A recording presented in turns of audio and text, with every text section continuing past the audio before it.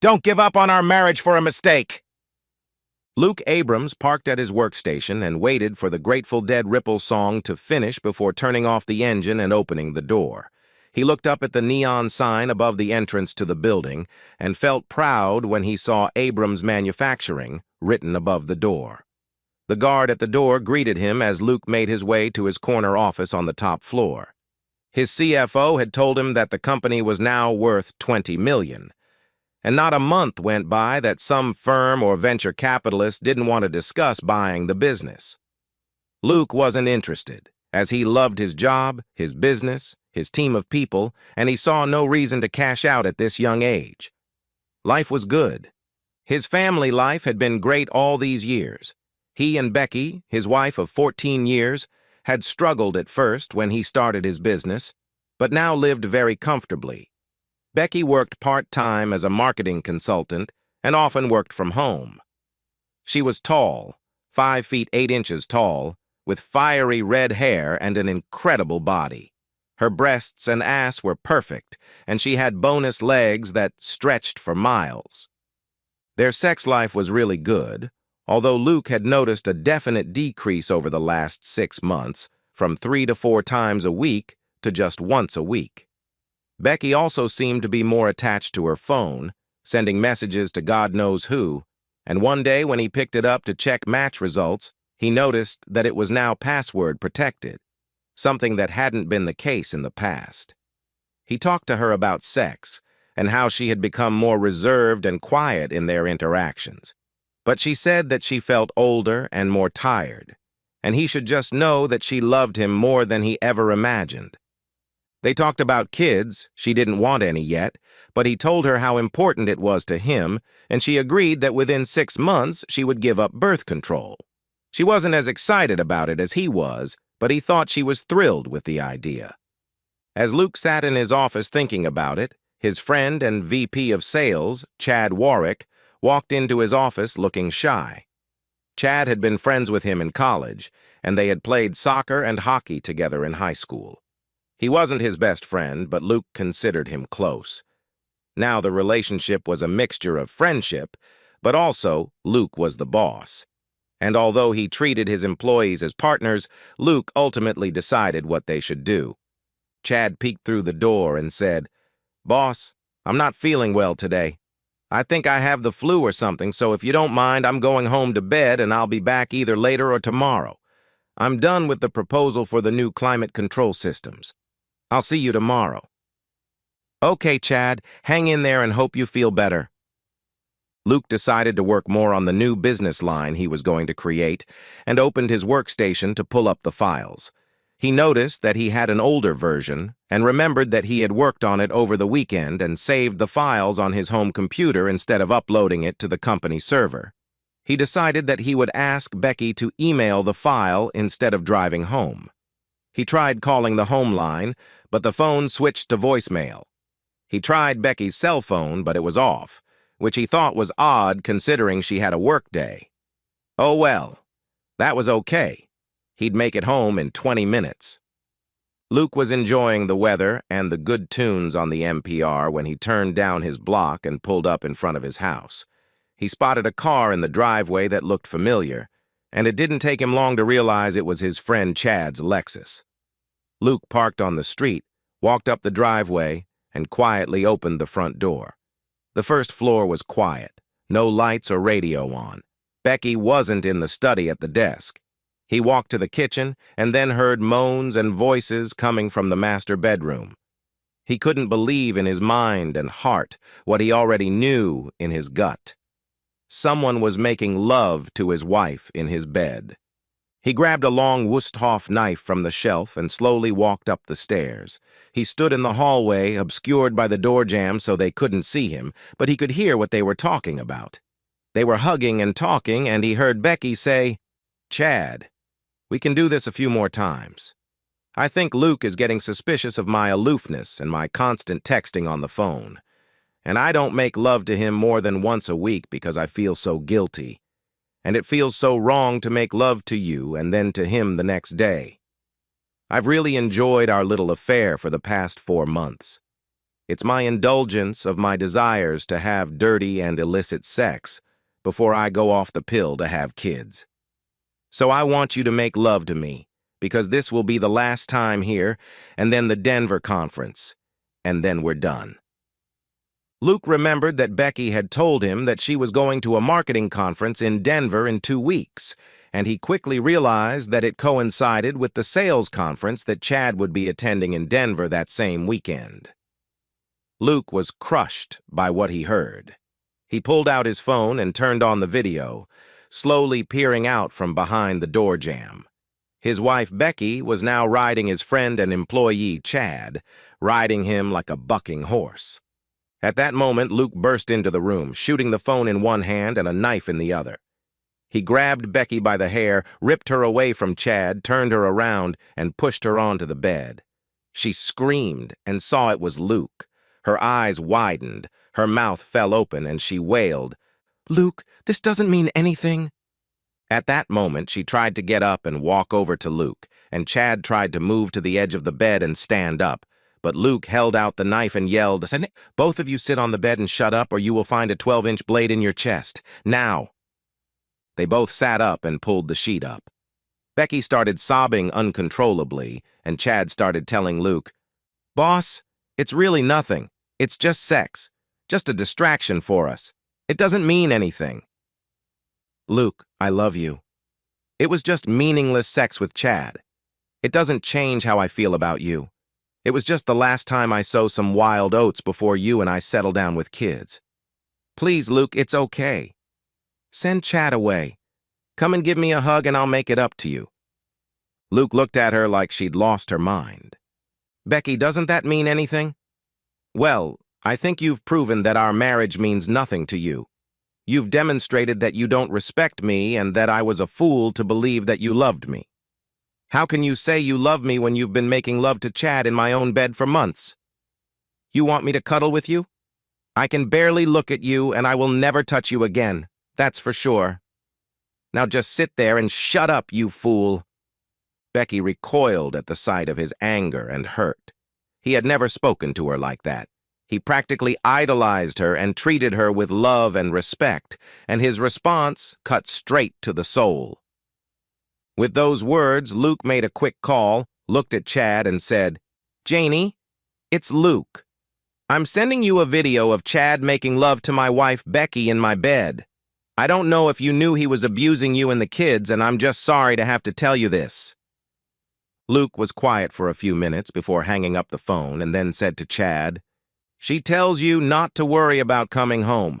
Obviously, this isn't the first time you've betrayed your life and your children. Now add betraying your friend and your boss and ruining 2 marriages. What a worthless asshole you are. I'll give you one chance to save your job. Tell me exactly when it started and how many times you two made love." Becky looked at Luke and said, "Don't make us go over it. It doesn't matter. It doesn't mean anything, and it stops right now. Please." Luke's look of hatred and pain made her pull back even harder, huddle into the headboard of the bed, and avert her eyes.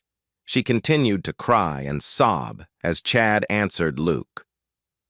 "Luke, please don't throw away our friendship over this, and don't let it affect the good work I do for the company. Becky means nothing to me, and I mean nothing to her. We were only seduced by the power of an illicit affair. This is the 4th time we've been dating. The first time we were both in Denver for different conferences, and I knew she would be there. I called her the first night to go out to dinner. Well, we ate and drank a lot and danced and really felt a spark for each other. So that night and the next, we went up to my room and made love. Then about a month later, Becky called me and said you were going out of town for the day to visit a new construction site and asked me to come over. We ended up making love in your room, and she seemed to enjoy doing it in your marriage bed. 3 weeks later, we got a room at the Hilton Hotel, met for lunch at noon, and had sex there. Now she called me and asked me to get sick, come over and make love to her because she was incredibly horny. We were going to meet at the next conference in Denver next month for the last time and spend 3 nights with each other trying to consummate it. We both felt guilty about doing this to you and my family. Becky knows you want to have kids and she's going off the pill, So we decided that was it, and we're going to be good spouses again. I'm so sorry, Luke. Looking back, I knew it was so wrong, and now I've ruined my marriage, and possibly your marriage and my career if you can't forgive us. Becky looked at Luke and said, Yes, Luke. I was so caught up in the mystery. There was nothing wrong with you, Luke. I love you. I've never loved anyone but you, and I want your children and to grow old with you. You treated me like a queen. Sex with Chad was fun, but it was nothing compared to loving you. Please don't abandon me and our marriage for a mistake. It meant nothing. It meant nothing? Do you even know me? How can you think that letting another man be intimate with you means nothing to our marriage? Do you think I could ever get past the pain of being lied to? To move past the lies and ever trust you again? How could you think I would ever want to touch your cheating body again? How do you think I could have the same spark, the same connection, and the same love that I had for you after you insulted me like that? How can you not see the strain this has already put on our marriage? The lack of conversation and communication. Reducing lovemaking and turning it into just mechanical sex. One drunken night out may be a mistake, but planning and holding meetings at out-of-town conventions and at our house is a bad thing, not a mistake. Becky, for the first time, began to realize what she had done. She had convinced herself that it was meaningless sex and it wouldn't hurt her relationship, maybe even make it stronger. But when Luke spoke, she realized that she had emotionally and physically distanced herself from him. She didn't understand why, since she loved and wanted only him. Maybe it was the guilt she was trying to bury that was eating away at her and their relationship. She thought her affair would never come to light. Luke trusted her so much. She saw that trust would never be the same again. She thought Luke loved her so much, he would forgive, and she would quickly make him forget, being a loving and caring wife and having children. Now she realized how she had been deceiving herself. She had fooled herself into thinking she deserved this, and it would make her a better wife. Now she saw how much pain and disrespect she had poured out on the man she loved so much and wanted to have children with him and a long and happy life. Oh my God, she thought. Have I ruined everything? How am I going to get through this? All she could do was look at Luke and say, Please, Luke, please forgive me for hurting you. I didn't think much about what I was doing. I didn't realize it would be so devastating. I never meant to disrespect you. I never wanted to hurt you the way I hurt you now. Luke picked up his phone and scrolled through the part of the video where she was screaming, Yes, Chad, no one interests me like you do. How you could think you weren't disrespecting me by making comments like that and making love to that asshole in my own bed. You disgust me. Luke looked at Chad and said, There's no way to save your job. Don't bother coming in tomorrow, you're fired. Now get out of my house. Chad started to get up, and so did Becky. But Luke yelled at her, All right, stay there in those dirty sheets, cheater, and don't move.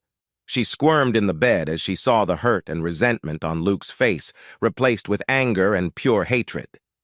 My God, what have I done to hurt such a good man and turn his love for me into hate? Chad grabbed his clothes, ran down the stairs, jumped out the door, and sped off in his car. Luke looked at Becky and cried.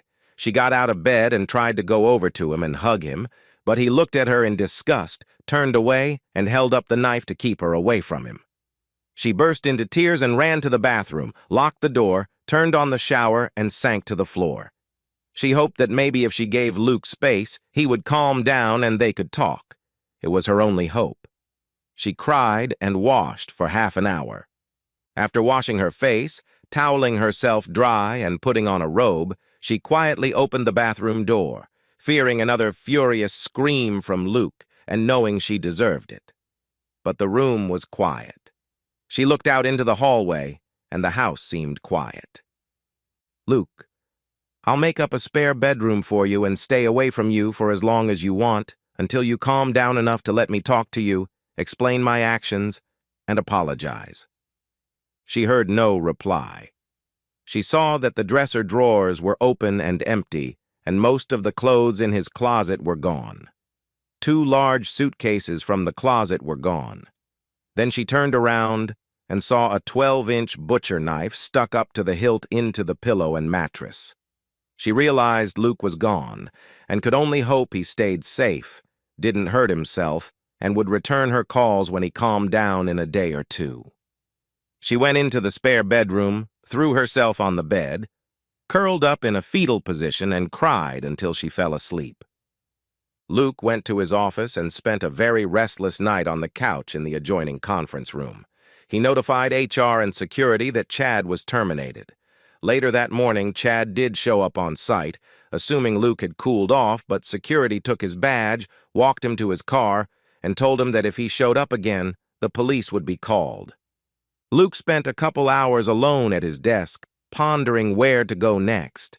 He clearly realized that despite the depth of his love for Becky, their marriage was over. He would never be able to feel that same spark of joy, trust, and deep union of his heart and soul with her. And that meant the marriage had failed. Pride, resentment, anger, jealousy. It didn't matter what to call it. She was no longer his life partner. Having children was out of the question. It was over. Luke called his CFO, and they spent 4 hours of very detailed discussion about the value of the company and what Luke had decided to do. His right-hand man, the CFO, was stunned to hear about Chad and Becky. He begged him not to do anything rash, to let his anger and pain subside for a few weeks and then decide what he wanted to do. But Luke had already made his decision. Becky woke up in the morning, and the pain and hurt she saw on Luke's face quickly came crashing down on her when she fully came to her senses. "Oh my God, how could I have been so stupid? Some mediocre sex with someone I barely like, much less have no love for, may have ruined my marriage to the only man I truly love. What is wrong with me?" She was determined to fix it, to get Luke back. To get them both back to the way they were before she'd been stupid enough to have an affair. She was sure that Luke loved her so much that he would never leave her. She couldn't resist calling his cell phone. It immediately went to voicemail, so she left him a message.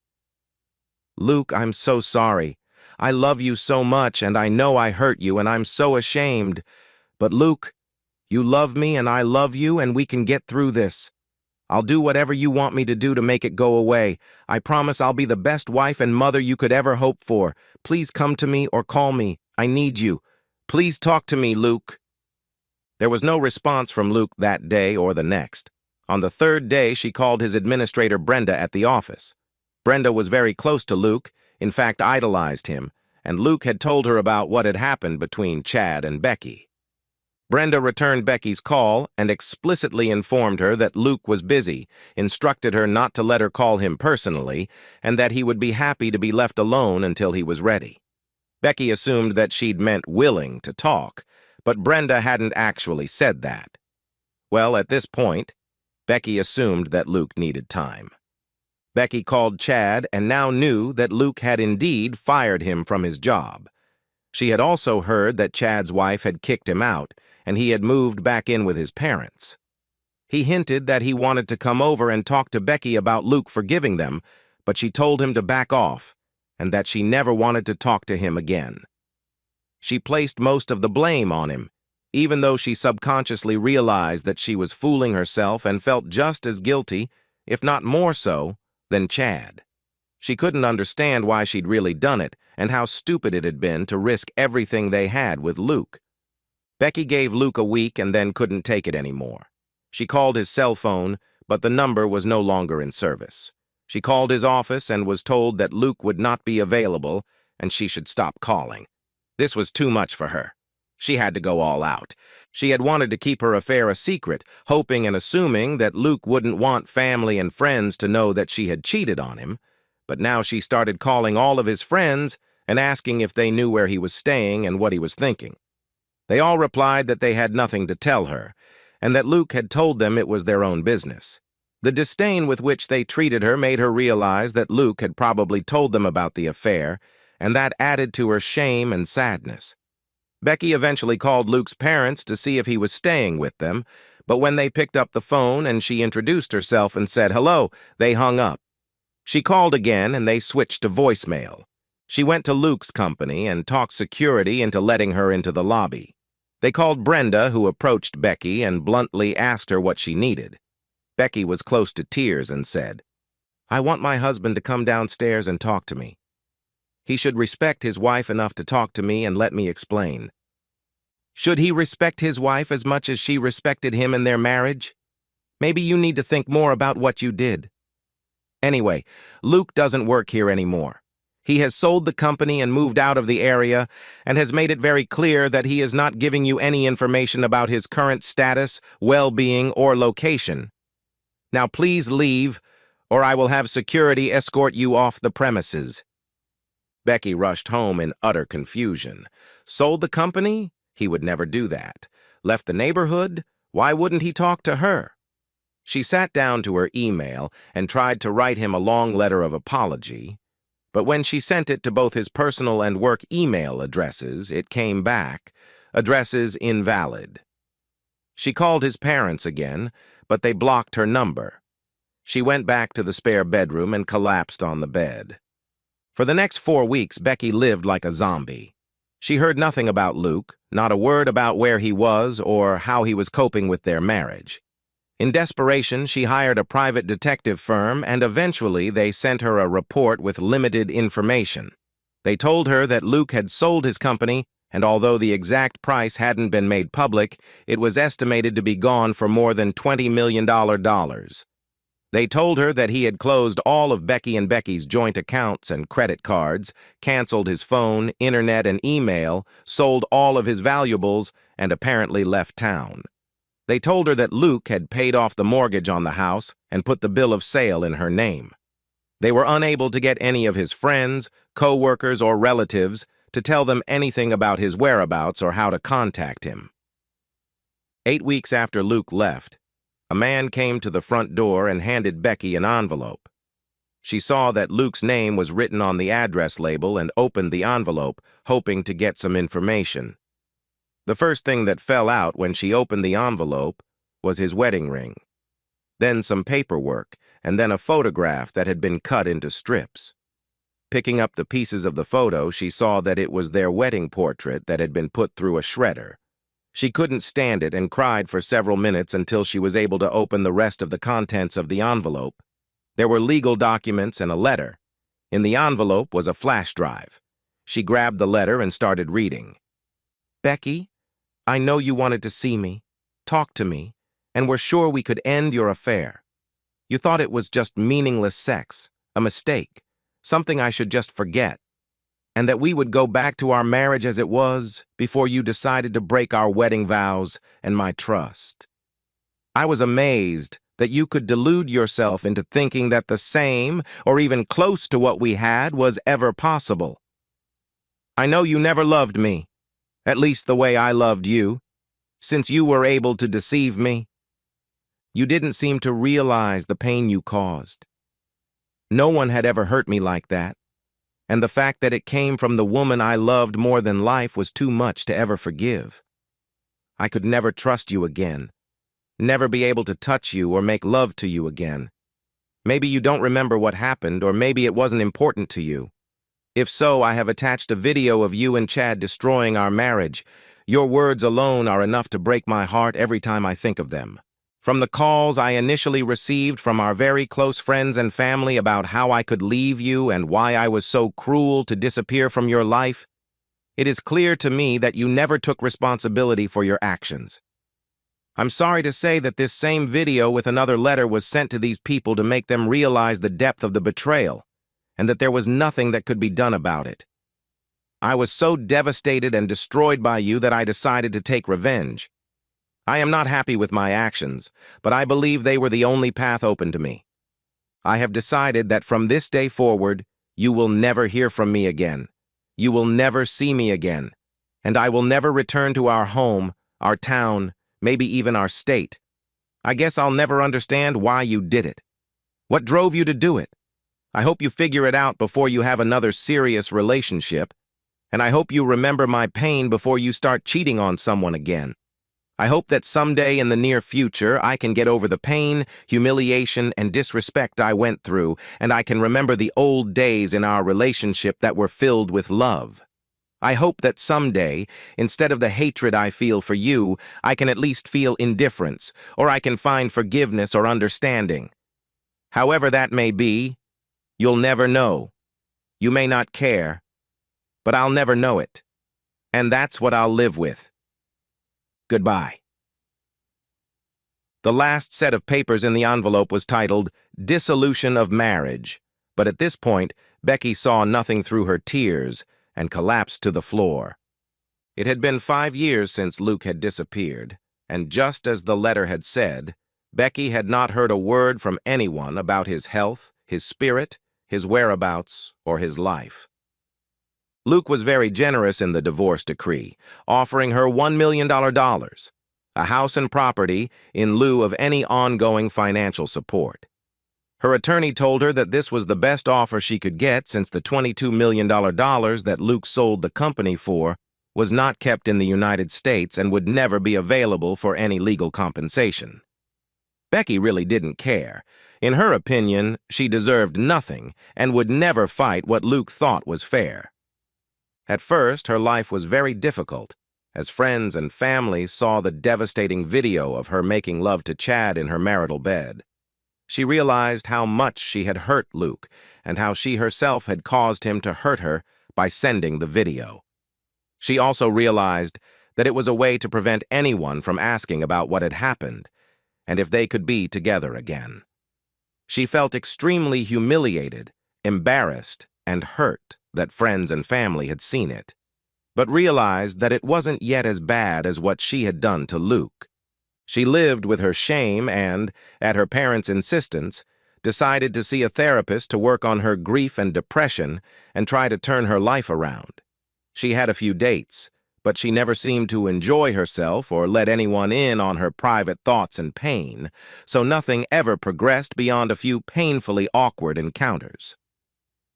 There were a few nights where she tried to find solace in sex. They were so awkward, so humiliating, and served as such a grim reminder of what had once been and how she had sunk to that point, that she could no longer bear the thought of meaningless sex. When Luke left, he took away the photo albums, and she was left with no pictures of them together, and with each passing year, the memories of his looks, his voice, his spirit and personality, his loving touch, gradually faded from her life. The end! Subscribe to my channel? Thank you! Divorce is the only option. I'll tell you exactly what I don't want to hear from you. I don't want to hear that you're sorry. Everyone's sorry after they get caught. I don't want to hear why you did it. I don't even want to know if it was your first affair. None of that matters to me in the slightest. What matters is that you did it. You abandoned our whole family. That's right. You cheated not only on me, but on our 4 children. They won't have a chance at a normal childhood. You cheated on both our parents. Now the kids won't have a normal grandparent-grandchild relationship. You spit on your whole family, and for what? As far as I'm concerned, you're a lying cheater, but I talked to a lawyer like you suggested, and she confirmed that what you threatened me with is likely. So my life is going to be miserable for the next 10 years. Imagine my shock when I discovered that legally it was you who ruined us, and yet I will be punished. Rick, honey, please. I didn't threaten you. That's not what I meant. You have to believe me. I was trying to rationally point out the realities of our lives. Okay, I'm a lying cheater, but do our 4 children deserve payback for my behavior? I realize the kids come first, but I guess in your world the destruction of my life is just collateral damage, and please don't call me cute. You're not entitled to that anymore. I'm just Rick. And just for laughs, I heard you telling me that I should let you continue your affair even though you're married. I have to let you do that so I don't have to be a part-time dad paying you in child support for the next 10 years. Isn't that a threat? I didn't make that point very well yesterday. I'm sorry, but it's hard for me to explain. It's not a blow to you. But he does these things to me. He makes me feel things I've never felt before. I don't love him, but I can't let him go now. Yeah, I know. And in the 15 years and 4 kids since then, I've never once heard you complain about my abilities in bed. Not once. This is all about you, not me. I know that, but please let me try to explain it better. Go ahead. I love fairy tales. Go on. He waved his hand graciously and plopped back in his chair. In the year since this whole thing started, have I ever denied you sex? Have you ever noticed the slightest decrease in my attention to the whole family? Have I ever canceled a meal with you? Is there anything you or the kids can blame me for because of my affair on the side? That's all true. But that only made him angrier because she didn't really get it. Then tell me this. If you were so good at hiding it, taking care of my needs, being a good mother and all that for our kids, why tell me now? At least I had the bliss of my ignorance. Now, you've taken even that away from me. I had to tell you, Rick, because someone close to us saw me in a compromising position, and I didn't want you to find out from the outside. I had to tell you. How noble. Who saw you with your buddy? I want to know because no one has told me anything about it, and I'd like to know who my good friend is. I'm not going to tell you that. I can't. Why not? You won't even tell me the name of your lover, so it gets even uglier. I won't tell you who saw me because it doesn't matter and it would cause you unnecessary pain. And I won't tell you who my friend is because I know you'll attack him. I can't have the father of our children in jail. They need him. With all the sarcasm he could muster. Gee, you seem to know what's best for me in every aspect of my life. So I guess I shouldn't be upset at all. Is it time to explain to me how good it will be for me to sit in the chair like a good little cuckold and watch you make love so I can wash you both when you're done? Just stop your sarcasm, Rick. It doesn't suit you, and stop acting so childish. What, such a cuckold? No, you're being childish, Kat. You mean to tell me that in the last year you both have never once laughed at me? Never once taken the many other opportunities to humiliate me? How many times have you made love to him in my bed or let him drink my booze, laughing the whole time I was out of town? Rick didn't even notice the slap that followed. It nearly knocked him off his feet, and in his anger he instinctively started to strike back. Somehow he managed not to, but he was close to it. He stood rubbing his cheek and practicing his jaw to make sure it was working. He was in a state of shock.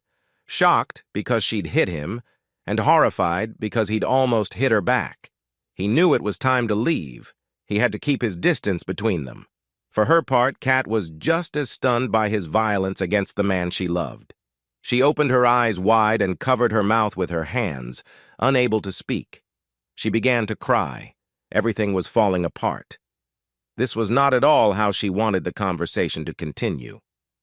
When she came to her senses, she apologized and tried to hug Rick, but he pushed her away. Rick, I'm so sorry. Please forgive me. I know you have no reason to believe me, but he was never there for our family and home, and none of us have ever said a word about you. I don't know if you believe me, but I can share my life. When I'm with you, it doesn't even exist. And that's right. That also means that when you're with him, me and the kids don't exist, right? Kat lowered her head and said quietly, Yes, Rick. That's true, but that's a good thing.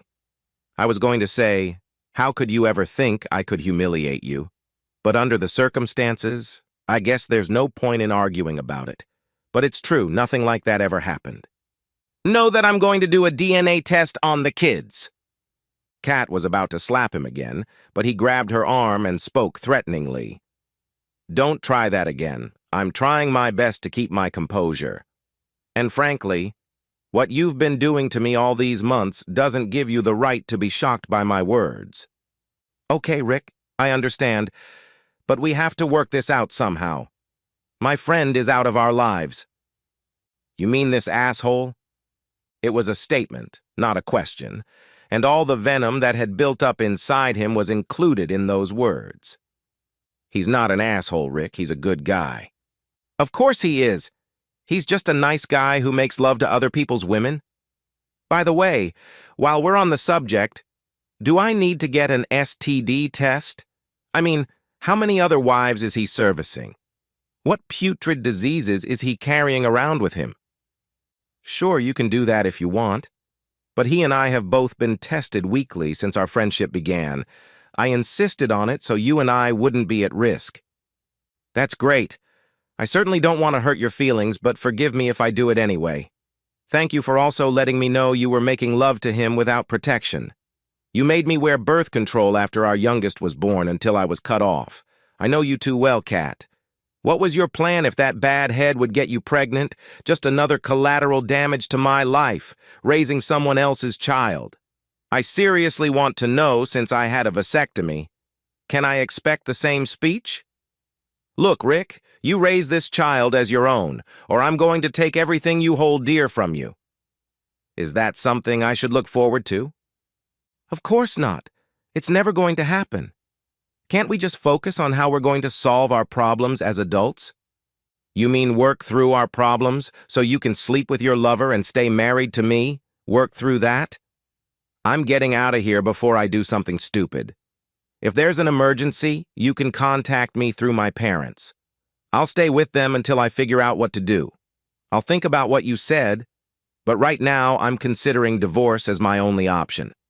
Please don't contact me with any more bullshit about how we should talk about this. I have nothing more to say.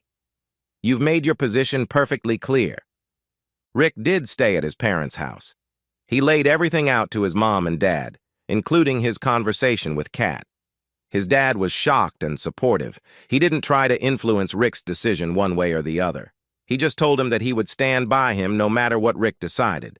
His mother, on the other hand, was relentless. Even as a young child, Rick had never questioned who was in charge of the family. His mother ran everything, and she started attacking him as soon as he finished his story. Come on, Ricky. She never stopped calling him that. It can't be that bad. You have 4 beautiful children who really need you. You just need to find a way to coexist with Kat. I know she loves you. Oh, Mom, did you get that right? She's making love to another man and she wants me to get over it. Ricky, listen to me. Divorcing her will be a permanent solution to a temporary problem. In a few months, she'll get over her infatuation with this other man and realize she has a home. Don't divorce her. I know you can handle it. She kept saying this day and night. Often she would cry, begging him to reconsider the divorce. Sometimes she would even break into the old, I'm very disappointed in you, Ricky. We raised you better than that. The worst thing she said, and even though she apologized immediately, it still hurt him terribly. Ricky, if you don't go back to Kat and decide to live together, I will never forgive you. Rick knew that his parents loved their grandchildren to death, but he also noticed that whenever his mother started to molest him, his father would try to disappear from the room. When they were alone together, his father would remind him that he would support whatever decision he made, but his father never said anything like that when his mother was around. In the end, Rick came to the conclusion that it was best to keep the family together. He didn't have many options anyway. He felt like a bird trapped in a cage. He couldn't find a way out. So he just decided to suck it up and make the best of a bad situation. So he went home. Look, Kat, I've decided to stay. I'm only staying so our kids don't have to grow up in a broken home, and because I know that if I leave, your buddy will move into my house in no time.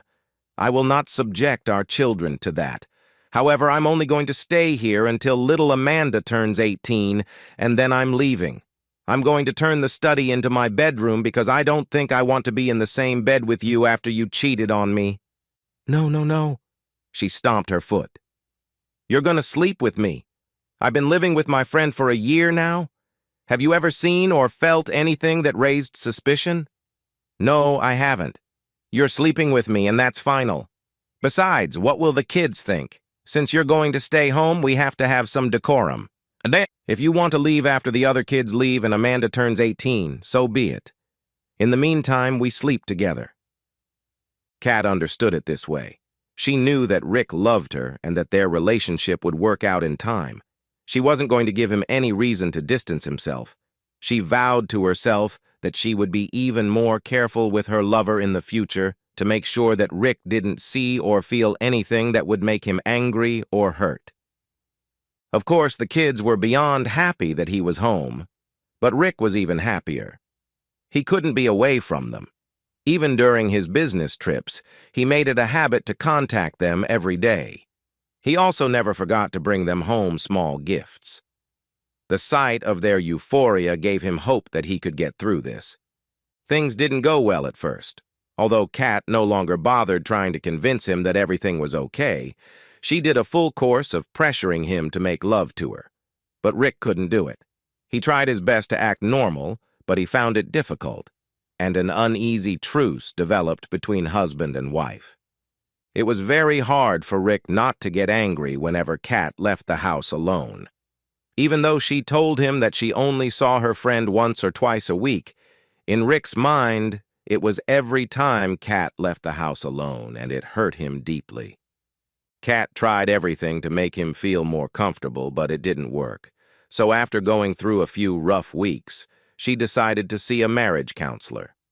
Kat felt that Rick wasn't adapting quickly enough to his new situation, and it was important to help get their relationship back on track. The kids were beginning to suspect something, too. Rick was stunned when Kat brought up the idea. "Wait, let me handle this. You want me to go to marriage counseling with you so I can be more comfortable with you making love to other guys? Seriously?" He laughed so hard he started to hiccup. But suddenly Kat saw a grim expression on his face. He became quiet and very sullen. "You know, Kat, maybe this isn't a bad idea. We should do it." Rick had several reasons to agree. Mostly, he was curious how Kat was going to sell her boyfriend to a counselor to make their marriage stronger. At the very least, it could be interesting. "But I have to pick the counselor." Kat readily agreed and for some unfathomable reason felt giddy with excitement and anticipation about it. All Rick could do was shake his head in amazement at the depth of her delusion. Kat was amazed at the success of the counseling session. After 2 or 3 sessions, Rick became much more affectionate at home. He didn't yell at her and he no longer sulked. Frankly, the counselor was amazed too. Basically, all he did was point out to Rick that it didn't matter what the social norms were. It only mattered what Rick and Kat thought was normal. The counselor saw more and more situations like this in his practice, and they never ended well. Once the 10 sessions were over, he thought he should write an article and submit it to Psychology Today. Maybe it would help couples across the country. And so life went on in Rick and Kat's home. Their marriage could not be called divine by any stretch of the imagination. But they got along well and worked together to give their children the best childhood experiences they could. To an outside observer, it seemed that their marriage was better than most. Almost immediately after counseling ended, their lovemaking returned to normal. Rick and Kat never talked about her male friend again. Rick knew he was ignoring the obvious, but saw no good reason to bring it up. There was a serious incident that upset Rick so much that he almost broke their agreement. About 6 years later, Rick received a call from his father asking him alone to come to their house immediately. Kat noticed the serious look on his face. "Rick, is something wrong? You're scaring me." "I don't know, but I think my mom might be sick. Dad said I have to go over there right now." "Well, wait, I'll come with you." "No, he said I should come alone." Kat looked worried because she loved his parents almost as much as she loved her own. "That's okay, but please let me know what's going on as soon as possible." He promised he would and headed for his childhood home. When he arrived, his parents were both sitting in the living room. His dad looked angry, and his mom was obviously crying. This only made him more anxious. His father spoke first. "Rick, I want you to know that I only found out about this yesterday and I'm very angry with your mother." And he left the room. "What's going on, Mom?" "Ricky, I have to tell you something, and it's gonna hurt you. I never wanted this, I just wanted to keep your family together. You know I love grandchildren so much." "Just tell me, Mom." "I'm the one who saw Kat with her boyfriend years ago. I once saw them leaving a hotel room when I was meeting Doris for lunch. What? And you didn't tell me about it. How could you do that to me? Honey, the kids were just babies. They needed both parents. Yep. She kept talking, but he couldn't hear the rest of what she said. He was stunned. His own mother. Rick got up and left without another word. When he got home, Kat nervously peppered him with questions, but he simply said that his parents were worried about whether we had enough money to pay for all the kids' college expenses. I told them we were working on it. They told me they would help in any way they could. They are just getting older and worried. I think that's typical of old people. Well, thank goodness. I hope you told them not to worry anymore. Rick just nodded his head and went to the backyard. Rick's relationship with his mother was never the same. Oh, they saw each other, usually with the grandchildren and Kat, but the close relationship they had was gone forever. It was the same with his parents' marriage. His father actually left home for about a month. He was so upset about his wife's cheating.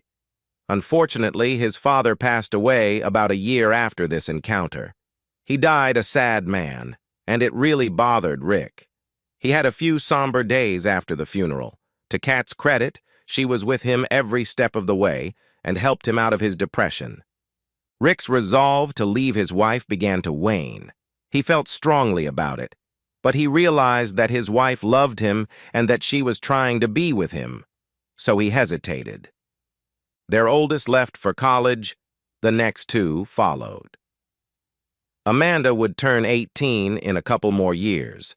She had graduated from high school and was ready to go to state college. The years of raising a child, especially in high school, passed like a blur. It was around this time that his mom passed away as well. Death is a very difficult and time-consuming process. There is a saying that as an only child, the good news is that when your parents die, you don't have to argue with your siblings about anything. The bad news is that you have no siblings to share the burden with. His parents left him enough money to ensure that all the children could get a college education without being burdened with student loan debt. Looking through their papers, Rick saw a letter from his mother addressed to him and handwritten. The envelope simply read, "To Rick, after I'm gone." It was dated just 3 weeks before she died. He slipped it into his pocket and decided to read it later. Shortly after his mother's death, Rick had essentially decided to stay with Kat. The pain and anger was gone, and he felt he had a better life than most, so why rock the boat? Besides, he had seen how lonely his mother had been, and he worried that the same thing could happen to him if he left Kat. Amanda was ready to leave, and he was already starting to suffer from empty nest syndrome. Rick tossed the letter in his desk and forgot about it for a few weeks. One day, while digging through his drawer, he saw it and decided to read it. What he read shocked him. He could hardly believe it. That's the trouble. When you start being lied to, trust disappears, so you question everything. Was the content true? Or was his mother just trying to look better after her death? He decided to tear up the letter and not say a word. It would be less than a year before Amanda would turn 18 and head off to college. But he thought about the letter often, and it affected his decisions about the future.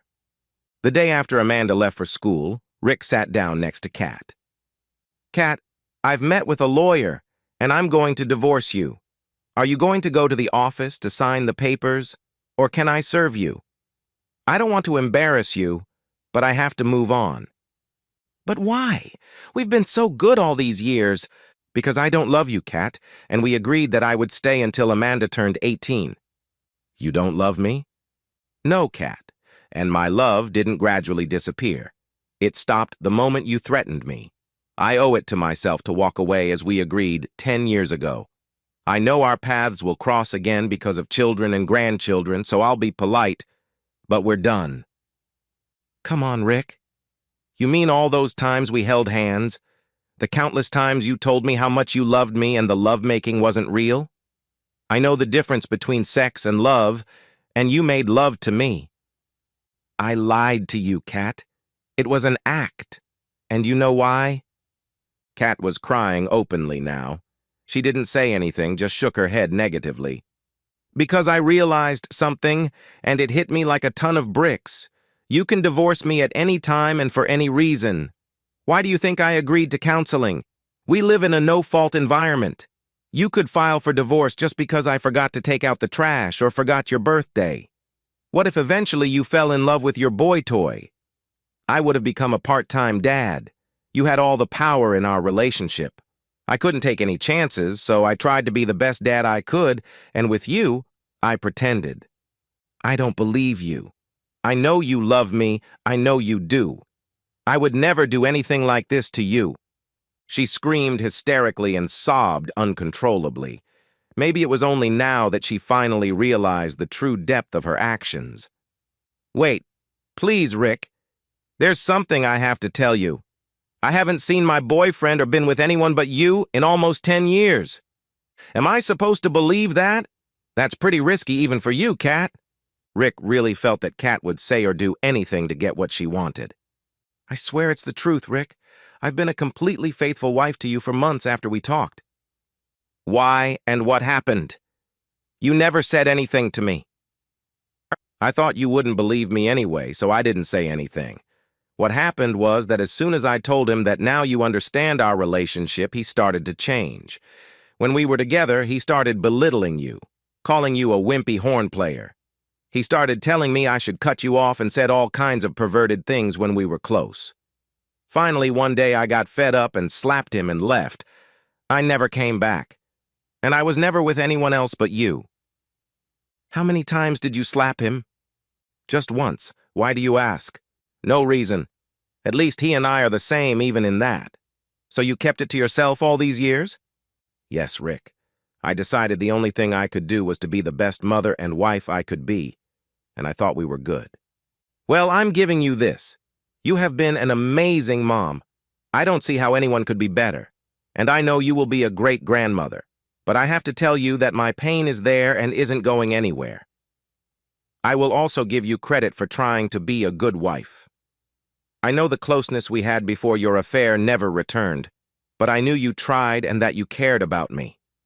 Still, to me, it was never better than just two friends with benefits. Please, Rick, you have to stay. Please don't leave me. I'll do anything you say not to lose you. Please, I'm begging you. Okay, Kat. Then answer me one question. A few years ago, I found out it was my mother who saw you with your lover. Kat acted as if she was shocked by this discovery. Did you ever talk to her about it? After a meaningful pause, she replied, No, dear. I had no idea your mother had seen me. Strange. Kat, she told me that later that day you confronted her and threatened that if she told me about it, she would be responsible for the destruction of our family, and that you would make sure she never saw her grandchildren again. I didn't do any of that. I don't know, Kat, but what my mom said to me is very similar to what you said 10 years ago to me. Now, the problem is, I don't believe you. I'm sorry, but there's nothing you can say that will make me stay.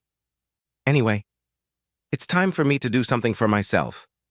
I've spent all this time here for the kids, and now it's my time. Goodbye, Kat. Kat collapsed, sobbing uncontrollably, but Rick was undeterred. He walked out of his house for the last time. That same day, he began receiving angry and emotional phone calls from each of the children asking him why he had left their mother. Before answering, he asked each one a simple question. Was I a good father? They assured him that he had been a fantastic father throughout their lives. He was moved to tears by their approval of his efforts. When he got his emotions under control, he told them the unvarnished truth, including their grandmother's involvement. He pulled no punches and embellished nothing. He explained that he almost left then because he was overwhelmed with anger and shame. They understood, thanking him for staying with them. Although they maintained a relationship with their mom, they were never the same. Rick never spoke to Kat again. He even refused to be in the same room with her, except for the children's weddings and grandchildren's birthdays. Rick grew to love his independent life. He realized there was a big difference between being independent and being alone. He was never lonely because he had an important part of his children's love and respect. The end. Subscribe to my channel. Thank you.